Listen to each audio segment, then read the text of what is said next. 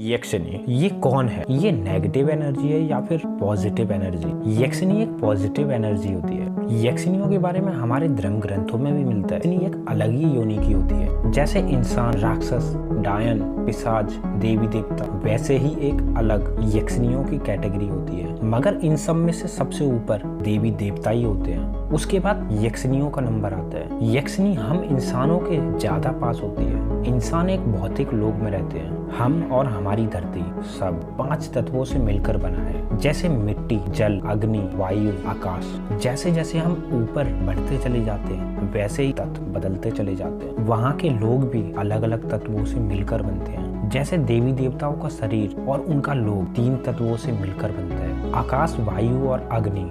इसलिए हम इनको अपनी आंखों से नहीं देख पाते हैं। इन्हें देखने के लिए हमें अपनी आत्मा की आंखों की जरूरत पड़ेगी। इसे प्राप्त करने के लिए हमें बहुत ही ज्यादा कठिन साधना और तपस्या करनी पड़ेगी। इसी तरीके से यक्षिनी भी सूक्ष्म होती है। वो सूक्ष्म जरूर होते हैं मगर हम इंसानों से ज्यादा शक्तिशाली होते हैं। आइए एक घटना के बारे में मैं बताता हूँ जिसने यक्षिनी को अपनी तपस्या से प्राप्त कर लेता है।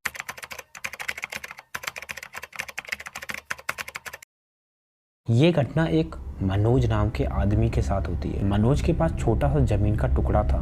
इस वजह से वो खेती नहीं कर पाता था। वो इसी टेंशन में रहता था कि वो कितनी भी मेहनत कर ले, कितना भी कुछ कर ले, मगर वो अमीर नहीं हो पाएगा। एक दिन मनोज की बीवी उसके पास आकर बोलती है कि हमारे गांव में एक तांत्रिक बाबा आए हैं, आप उनसे जाके बात कीजिए, क्या पता हमारी समस्या का हल ढूंढ हो। मनोज तांत्रिक बाबाओं पे विश्वास नहीं करता था, तो उसकी बीवी ने बहुत समझाया, कहा कि गांव के बहुत सारे लोग अपनी समस्या लेकर गए हैं बाबा के पास और बाबा ने उनकी समस्या हल कर दी है, क्या पता हमारी भी समस्या हल कर दें। वैसे भी हम इस जमीन के टुकड़े से कुछ कमाई तो कर नहीं पाते हैं। मनोज की बीवी ये बोलकर चली गई। मनोज ये बात सुनकर सोच में पड़ जाता है कि मैं जाऊं या न जाऊं। मनोज तय कर लेता है कि मैं एक बार जाके देखूंगा उस बाबा के पास, क्या पता मैं गरीबी से निकल जाऊं। यही सोच के मनोज निकल जाता है बाबा को ढूंढने के लिए। मनोज को बाबा मिल जाते हैं, वो तपस्या करते होते हैं इस पेड़ के नीचे। मनोज उनको अपनी समस्या बताता है तो बाबा कहते हैं मेरे पास तुम्हारी समस्या का हल है, मगर क्या, देखो ये बहुत मुश्किल है। अगर तुम ये तपस्या शुरू कर दो तो तुम ये खत्म नहीं कर सकते। ये तपस्या उसी के लिए है जिसका परिवार ना हो, जो साधु हो। मनोज बाबा को हाँ कर देते हैं तपस्या के लिए। फिर मनोज को बाबा बोलते हैं कि तुम्हें यक्षिनी की तपस्या करनी पड़ेगी। ये वही है जो तुम्हें एक दिन में करोड़पति बना देगी। फिर बाबा बोलते हैं कि तुम्हें 51 दिन की तपस्या करनी पड़ेगी। बाबा मनोज के जाने से पहले एक बात बोलते हैं, यक्षिनी तुम्हारे साथ ही रहेगी जिंदगी भर। अगर तुमने उसकी बात नहीं मानी तो तुमसे सब कुछ छीन लेगी वो, जितना उसने दिया है उससे दुगना। मनोज को वो बाबा सारी तपस्या की विधि बता देते हैं कैसे करना है और वो सुनकर वहाँ से वो चला जाता है। मनोज 51 दिन के लिए अपने परिवार से दूर हो जाता है और मनोज 51 दिन की तपस्या शुरू कर देता है। मनोज को 51 दिन हो जाते हैं तपस्या करते करते। उसी यज्ञ में से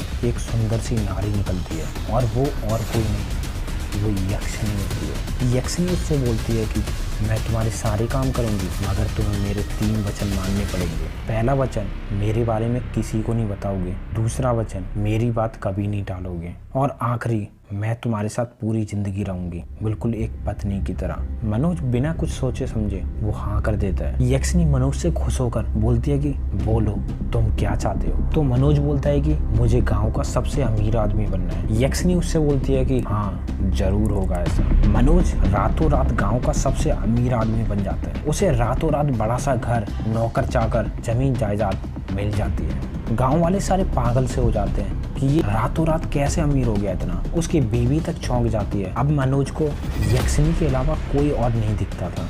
वो अपनी बीवी से भी दिनों दिन बहुत दूर होने लग गया था। अब यक्षिनी हर उस औरत को मारने लग गई थी जो मनोज के आसपास भी भटकती थी। मनोज अब तंग आ गया था यक्षिनी से। मनोज अब समझ चुका था कि मैं फंस चुका हूँ इस यक्षिनी के जाल में। वो चाहकर भी उससे दूर नहीं हो पा रहा था। एक बार मनोज की बीवी उसकी बातें सुन लेती है और उसे पता चल जाता है कि मनोज एक रात में इतना अमीर कैसे बन गया। और वो ये सुनकर उस बाबा के पास भागती हुई चली जाती है और बाबा से कहती है कि मेरे पति को बचा लो उस यक्षिनी से। बाबा बोलते हैं कि अब नहीं बचेगा तेरा पति, क्योंकि उसने ही उसको सिद्ध करा है। और उसकी बीवी ये बात सुनकर वहीं पे रोने लग जाती है। बाबा को उसके आंसू देखकर उस पर दया आ जाती है। तो बाबा यक्षिनी को मारने का उपाय बताते हैं।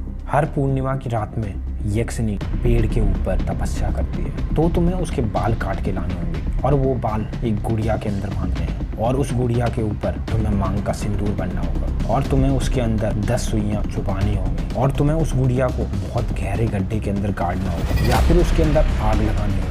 और याद रहे तुम्हें इस विधि को रात के 12 से लेकर 2 बजे के बीच में करना होगा। अगर कोई चूक हुई तो तुम्हारी जान भी जा सकती है इसमें। जैसे बाबा ने कहा था वैसे ही उसकी पत्नी बाल काट के ले आती है और उस गुड़िया में बांध देती है। जैसे ही उस गुड़िया में 10 सुई चुबा देती है वो, तभी उस यक्षिनी को पता चल जाता है कि ये क्या कर रही है। जैसे ही वो उस गुड़िया को गाड़ने जा रही होती है तभी उसके सामने यक्षिनी प्रकट हो जाती है और यक्षिनी उसका सर पकड़ लेती है और उसका सर उसके शरीर से अलग कर देती है। और ये सब होते हुए उसका पति मनोज देख लेता है और यक्षिनी से बोलता है ये क्या किया तुमने। और वो रोते रोते अपने ऊपर पेट्रोल छिड़क लेता है और आग लगाने वाला ही होता है और यक्षिनी उसको रोकती है, उससे छीना झपटी करने लग जाती है और उसी भिड़ंत में जलती हुई तीली उस गुड़िया पे गिर जाती है। तभी यक्षिनी वहीं पे जलने लग जाती है और मनोज बच जाता है और यक्षिनी जल तो जाती है मगर उसकी सारी धन दौलत गायब हो जाती है। मनोज सबक सीख लेता है मगर बहुत बड़ी कीमत चुकानी पड़ती है उसको अपनी बीवी की मौत से।